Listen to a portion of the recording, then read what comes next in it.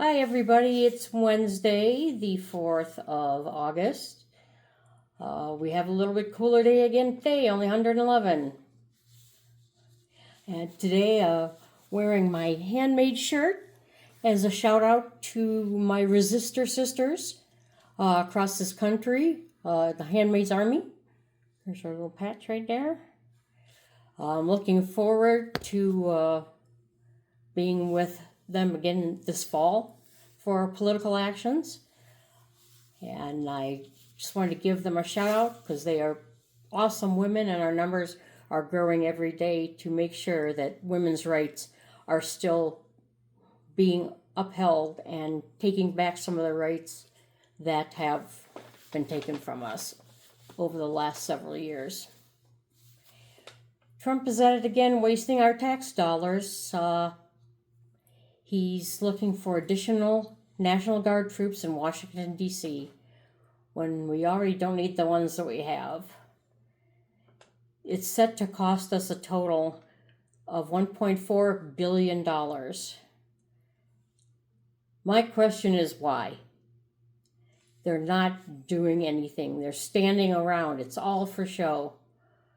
The several times I was in D.C. last year after they had been deployed, all they were doing was standing around, walking around, eating lunch.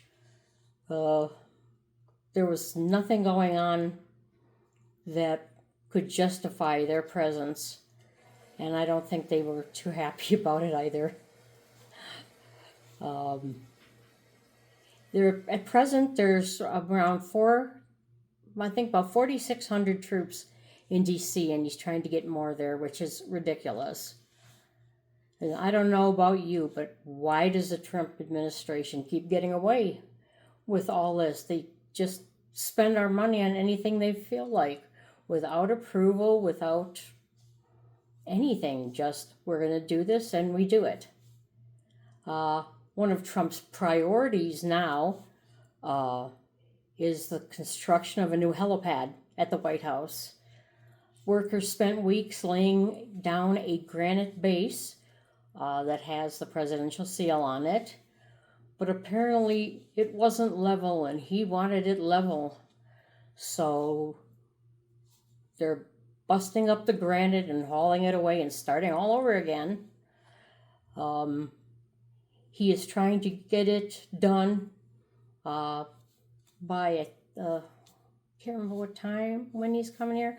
I think sometime in September, President Xi from China is coming, so he wants to have it done then, because of course with him it's all about how things look. You know, it's just like he's not thinking of ways to make the country better, to make the people's situation better. It's all about him, and I still don't understand how people can support that. I just don't understand that. And he's also still having a fit at Jeanine Pirro over her dropping the charges on the three-time Olympian, Mr. Hearn, for vandalizing the reflecting pool. He just can't seem to let it go, and I know she's going to get fired any day now. He won't accept that putting the liner down in the first place was a bad idea. Giving the job to a poor contractor was another reason. And we're not even mentioning him and his ridiculous motorcade driving in the reflection pool over the newly installed lining. I mean, how big of an idiot you have to be to drive several multi-ton vehicles over a freshly installed surface? It's just... Also, in 5 states today, there's primaries. I believe that they are Kansas, Missouri, Michigan, and Virginia, I believe, is where they're at. I don't know if that's 5 or not. highly contested congressional seat in Michigan between Haley Stevens and Abdul El Sayed. Mr. El Sayed is more of a liberal, while Miss Stevens is more of a moderate.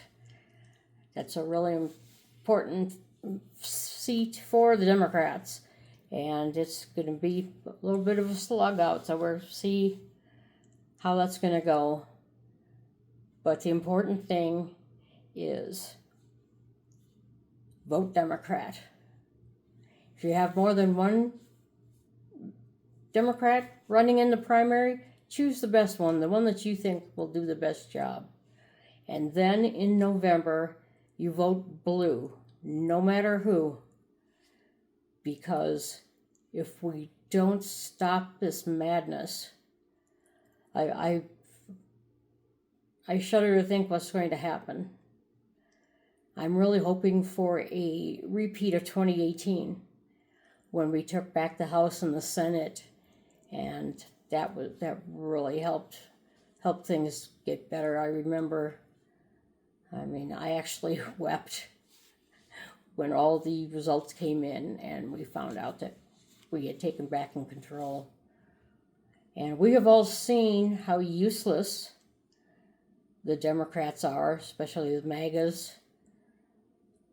I think there's a week or so left in this congressional period, and I believe they've only passed like 30 bills.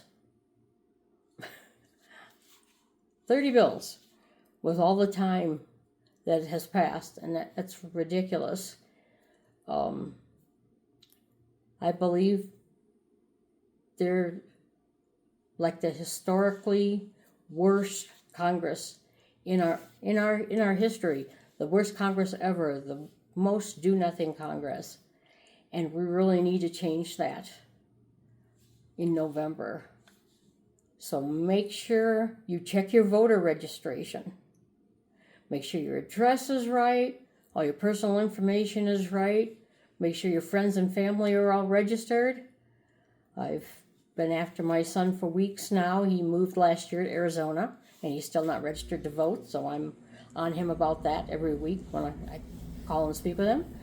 So all I can just say is get out there, work for the Democrats, get Democrats elected, get rid of this fascist regime that has taken over our country for the last year and a half and led us to the brink of disaster.